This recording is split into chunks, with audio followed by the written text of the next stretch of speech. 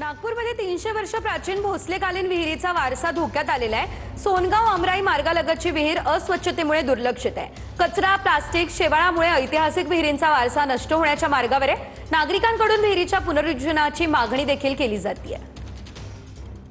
सध्या आहे नागपुरातील सोनेगाव परिसरामध्ये आणि भोसलेकालीन ऐतिहासिक वारसा असलेली 300 वर्ष प्राचीन ही विहीर शेवटच्या घटका मोजताय। या विहिरीचा वारसा धोक्यात आलेला आहे अशी परिस्थिती आहे। आपण बघू शकतो एकेकाळी 300 वर्षापूर्वी जलसंवर्धनाचा आदर्श नमुना असणारी ही विहीर आता कुठल्या अवस्थेत आहे हे बघा। या ठिकाणी विहिरीची एक भिंत पडलेली आहे, आतमध्ये शेवाळ आहे, कचरा अमाप साचलेला आहे, दारूच्या बॉटल्स या ठिकाणी फेकलेल्या आहे। या परिसरातले नागरिक मागणी करतात की या विहिरीचं पुनरुज्जीवन व्हावं।